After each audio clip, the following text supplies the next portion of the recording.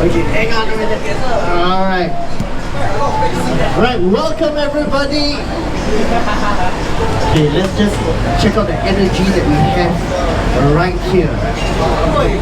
Republic Poly, give it up. How you guys feeling?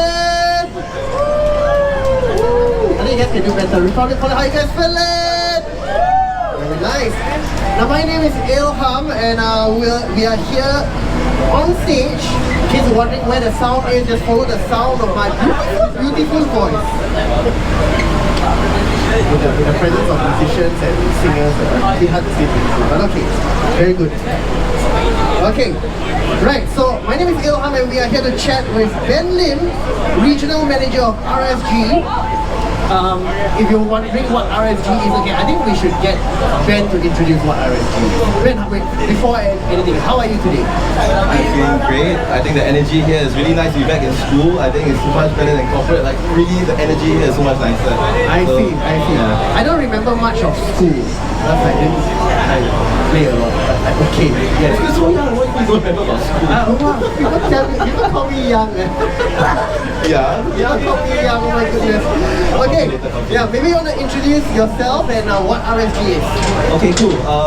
So my name is Ben. I'm the Regional Manager for Esports at RSG. Basically what I do is I lead the performance and the operations of the teams in terms of rostering the players and in terms of how we operate across regions. So that's what I do for Esports. And then for RSG, I mean, maybe let me ask, does anybody know about RSG? Like, anyone, if you know about RSG, maybe you can put a hands up, like guys at the back, like you guys know RSG fans and hands up! Okay, well at least I see some hands, self-supporters. But yeah, so a bit about RSG, we started in Singapore, we're based in Singapore, okay. About 5 years old, coming in 6 now. In terms of our flagship titles that we're currently in, I think if you play MLBD, you should know of us. Yeah, that's what we're really known for. Currently we're operating in Singapore, Malaysia and Philippines. So yeah, that's a little bit about RSG. That's great. Now, since you're here, let's get to know you and your gaming history. I would like to ask you a question. What was the first game that you ever played? First game I ever played. I'm same as Denise. I was actually a console player from the beginning. Okay. Xbox, not the 360, Xbox. Okay. The first game I ever played that really stood out to me was Ninja Gaiden. Oh. I'm not really sure if anyone knows. Yes, I do. It's a really hard game. Yes. And that was why I really liked it a lot. Yes. So yeah, that was the first ever game I played. Nice. Cool. Now, take us through your esports history, or your gaming history from Ninja Gaiden. How did you end up with esports? Okay, so the games that you play. So as a player, I love games a lot when I was young. So I really enjoyed. The tougher the game, the more I like it. Like I really like a challenge. So in terms of competitiveness, I always wanted to be the one who cleared the hard stages. I wanted to play on the highest difficulty. And so competitiveness-wise, last time in the past, there wasn't really much online games like PvP-wise. I played it's always like single story kind of thing. So when PvP games started being so popular, like your Sudden Attack, like the OG games, yeah, then I got into it and I really wanted to be the best. So you like the challenge of difficult games? Yeah. Are you in a relationship for? You are no, I don't like when this is going. Any lady and tell her, the harder you are, the more I can. I guess I can appreciate that. That's great. Okay, and moving on. Yeah, from Sudden Attack from the OG games. Yeah, so from the OG games, I really got into trying to be the best at whatever game I was playing at the time. Like we moved through the years, we moved through the different titles. As long as whatever is popular, whatever your friends are playing, then you go into that. So when I was really trying to get good at the game, I learned from other pros as well. Right? Like I watched their live stream, watched their videos, their YouTube and all that, and then that's where I started esports. So in terms of what were the games you were competing in? Any like notable games that you or I would say memories from yourself as a player? Oh, okay. So the game I went pro in was Fortnite. Okay. Yeah. So back in the day when it just came out, I was really trying the rank ladders and really trying to do my best in. Fortnite is a third-person shooter where you build. Yeah, the third-person shooter that a lot of people say is like self-avoid game. Super complicated. Yeah. But as if aiming is difficult, I need to build stuff. Yeah. So I was really intrigued by how the game looked and it felt really nice. If let's say you compete top level, it's really a whole different kind of gameplay. Yes. You're not just playing casual, just building walls and stuff. A lot of strategy involved. So it was really hard, so right up my alley, right? Was that a deliberate pun when you said competing at the top level because you're not Fortnite levels, right? I like your style. I like. Okay, so from esports to a management role, right? Now, how did that happen? Okay, so towards the end of my player career, when I decided that okay, it's time to really hang up the cake and move on to the next stage in life, RSG actually came. There was actually an opening in team management, right? So by then at the time, team manager Bobby, he asked me, hey, why not give esports management a try? I think it'd be a pretty good fit. Yeah. Then I said like it's not every day you get to be in esports. It's not every day you get to have an opportunity like that to lead one of the Southeast Asia's leading esports teams. So I said yeah, I take on an offer, and then fast forward 4 years, here I am. That's great. Now, you made a transition from a player to a manager, right? And you know, we meet a lot of esports players around the region now with esports being as big as it is, but we don't really get to talk to the management people, right? Now, your first day in office as a manager, tell me how it was like, or rather, what was the biggest surprise that came to you? Take your time, yeah. My first day in office. Yeah, first day in office. Maybe something that was super unexpected, you know, that you thought would be like that, like, wow, managing is like that, you know? Yeah, okay, so I think it will be the same for everyone. Like when you look at the screen, when you look at the stage, and you're just watching as a spectator, you get to see like the players like wow, they're so posh, they're so professional and so well dressed and everything. And then but behind the scenes, hey, they're actually just like me and you, like they're just humans as well. And yeah, that was actually a pretty big shock for me when I got to know the players. Oh, so this famous guy is like that. Oh, okay. So it's actually pretty chill. I thought wow, it's hard to approach. Okay. Yeah. I see. That was a bit of a shock for me, transitioning into the team management behind the scenes. People they're just like me and you, like just normal, just approach anyone you want, like the normal. They're just as scared as you are, I guess. I see. And what is your day like then as a manager? Like take me through your schedule, like is there a daily schedule that you in the morning, you meet the players or I think it depends on which country I'm in.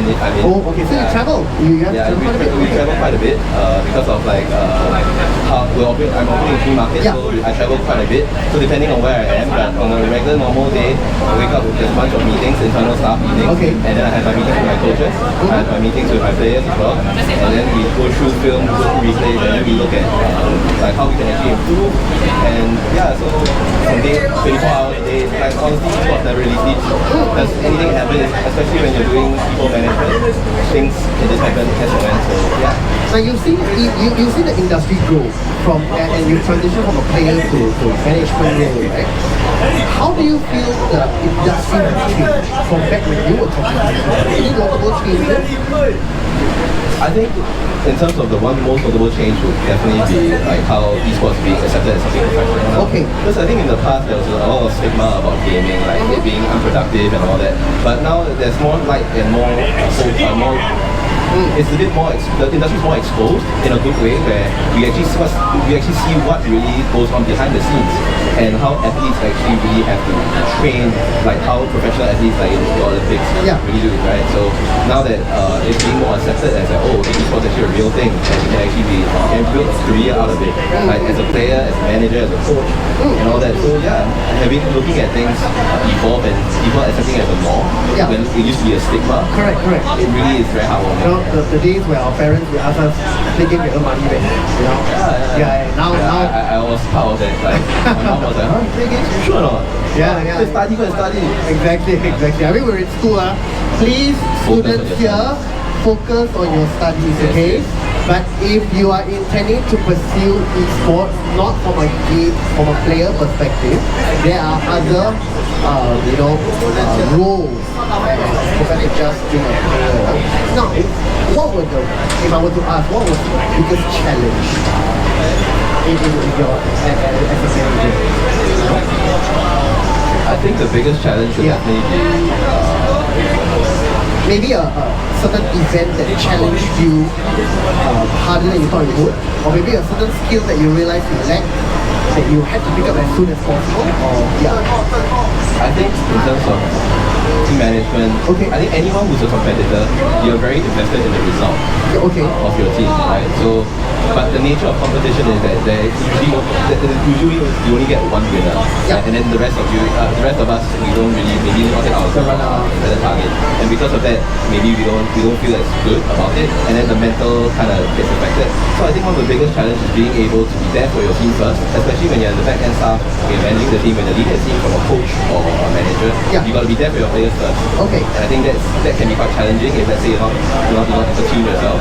So yeah, I think that would be one of the biggest challenges, that you really have to increase your self-resilience and be there for others first, and then So I'm not super informed or educated in the esports industry, inner workings of the esports industry. We hear manager, we hear coach, right? Is that, like, what are the differences there? Like, between the coach, or are they more of the same, or what are the differences there? So the coach is very much specified on the game. Okay. The roles and responsibilities is really focused on how you improve the players in game. The manager is everything else. The logistics. Yeah, correct. Yeah. So you also are responsible for the coach. Okay. Who everyone in the team is under you, and then you just got to make sure that the team works together and plays together. And, sounds like a very macro role. Yeah, it's a macro where you role, manage a lot of micro things as well, right? On both fronts, so in terms of qualities, what are the qualities that you feel like individual? Let's say I want to be a manager. What are the important qualities that you feel are needed? I think resilience is definitely one. Okay. Right, having the mental strength, being able to work under pressure, because the results of the team is all your responsibility. Okay. Right? Resilience is definitely one. Second would definitely be discipline as well, because your schedule is really like all over the place. You gotta be where you need to be and when you need to be. Also, I think leadership qualities are very important as well. Being able to put others first, as taking care of people under your charge. Right. I think that's very important, and as well as empathy, I guess. Like, because people management, you really have to listen about what your players are going through. Because honestly speaking, it's a high pressure environment, and it's not as easy as what people might think it is. Just playing games, it's actually not. Like, you actually really have to withstand all the pressure and perform under the pressure. So being empathetic and being understanding of people around you, to be able to like kind of bring out the best in them. So I think these are the few skills and stuff you need, among others. And any words that you, any bits of advice that you want to give to aspiring players, like people who are thinking of being pro? I would say I have a few tips. Okay. If you want to pursue a career in pro playing as a player, I think number one, you want to be playing as many tournaments as you can. Okay. Like whatever title you're in, whether it's Mobile Legends, Valorant, or Dota, CSGO, whatever title, go out and play any tier 2 tournaments there are. Just get experience. Okay. Because it's very different from playing at home and playing in front of people and an audience and on the live stage. So you need to get as much experience as you can. What are the notable differences? Well, the sound, the stage, and like the presence and the pressure when you're if you actually eyeballs looking at you over your it's very, very different. Do a lot of players crumble when they play out? A lot. Because I would think that there are a fair number of people with stage fright. Right? And then playing online in a room alone, and as compared to like when we mentioned playing on the stage, right? Like, I have sweaty palms, which is why I think if I'm playing alone at home and I already have sweaty palms. I think if I were to play alone at home, sweaty palms. And I think if I play on stage, I'll flood so I don't warranty cover. Okay. So as a team manager, do you do scouting and recruitment of players? Okay. So how does that work then? Like, do you go around? Now when there are streamers and there's content creators online, does your work have to happen like online, offline, or? Yeah, I mean, we do have recruitment drives after every season. So in terms of open recruitment, like players will just look at our Facebook post that we are having a recruitment, and then they'll just sign up. And then we filter candidates from that. Like we'll ask them to upload their stats and give a brief description of themselves and share their experience and what teams they formed previously, and then we gauge And that's one way. Another way is we also look through, we also have word of mouth referrals from other players. Because players know players. When you're the top 1% of your craft, you know who else is there in the area, right? You know who's good and who's not. And then through referrals and through like recommendations, we also recruit players for that. There's also just really combing the rank ladder, because most games that are competitive, they usually have like a rank system. So if you're at the top of the rank, then you'll actually reach out as well. And how long does the recruitment drive? For me, it happens all year long, like anytime. Like, so you're always on the lookout for talent. On the lookout for talent. And for a game like MLB, right, where it's very, very accessible, as compared to console games where you need a console, or PC, so you need a PC. MLBB it's still on your phone or your mobile devices. Does that change the type of player pool that you are looking at? Because it's a lot bigger. Would you say it's a lot bigger? There are a lot more players because I think in terms of mobile gaming and PC gaming, in Singapore specifically, I think there's quite an even mix. I think there are a lot of people that have computers that are accessible in their homes, right? They also they can also choose to play mobile. I think it just depends on what game they find more fun. So in terms of the player pool, I think there's even very individual there. So there's a good mix. I think in terms of player pool wise, there's really a lot of players that are using GoPro as well. So it's heartening to see. That's really now. We've covered the role of a manager, we've covered the role of players. Now, definitely there are individuals who are very keen to get into esports, but maybe I don't possess the qualities that are needed as a manager, or rather do I not have the skills. Are there any roles, any positions that an individual can take up or any opportunities or options in RSG, for example, in an organization? What else is there for an individual? Well, in esports, there's a lot of roles behind the scenes. And I think that's very important to share. So you can share some, because people think that, if I cannot play games, I cannot be in esports. So I think esports is not just about playing games. I think if you zoom out, like in esports, there are teams, there are production, there is also developers, and there are multiple of like marketing agencies and all that. Like there's different pillars in the industry, specifically for teams and organizations. In the organization itself, we don't just look for team managers and coaches, right? We also have back-end staff like our BD team. Like if you're say interested in sales, sales sponsorships for teams. There's also content creation, the content team, people who actually edit and make those gameplay highlights that you watch on those YouTube feeds and stuff like that. There's also community managers where let's say you like to view people, right? Then the good communities around games that we all enjoy. There are multiple other roles. So I think in terms of tips on how to get into the industry, I don't think you need to be too worried about whether or not you have the skills, because everybody has to start somewhere, right? Correct.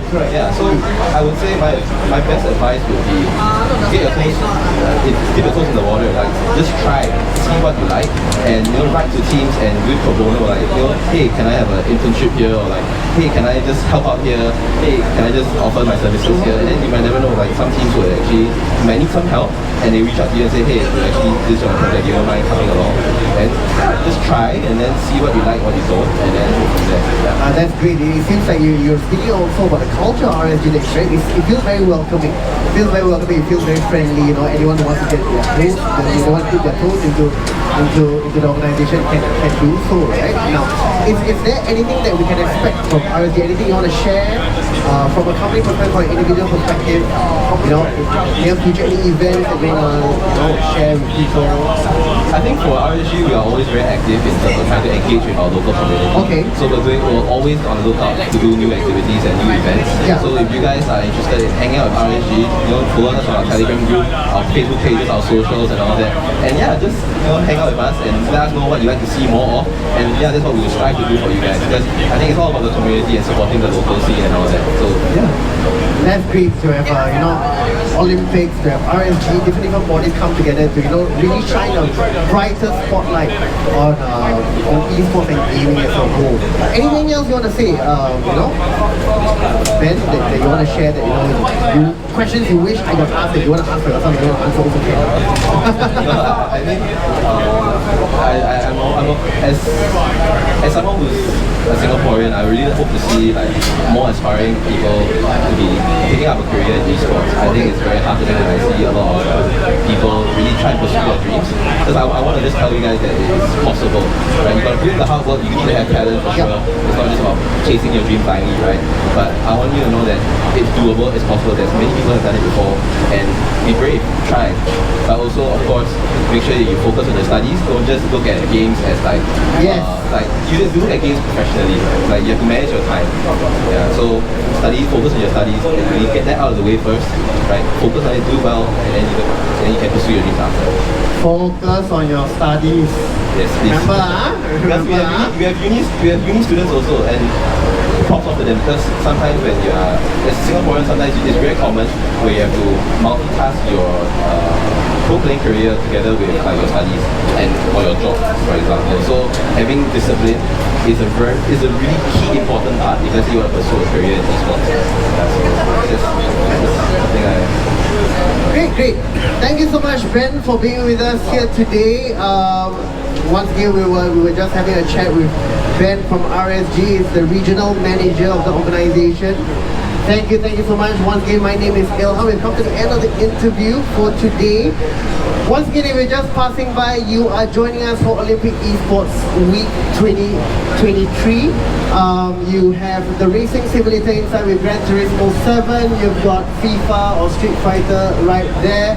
You've got Just Dance there. You've got a lot of good-looking people here. So if you are just passing by, share with your friends, come into the trailer. Feel free to talk to Ben. If you have any questions about RSG, about esports, just previously we were talking to Supercat K, and she's still here doing interviews. The interviews never stop. I think she just took about 40 more photos. So yeah. So once again, if you're joining us here today, please do take more photos. Follow the Olympics page, and you'll be updated on where the trailer will be next. The next few locations will be just as exciting. You're going to see a lot of very interesting things happen, and we're very excited to host you guys again. Thank you so much, man. Thank you. Thank you for having me. Thank you.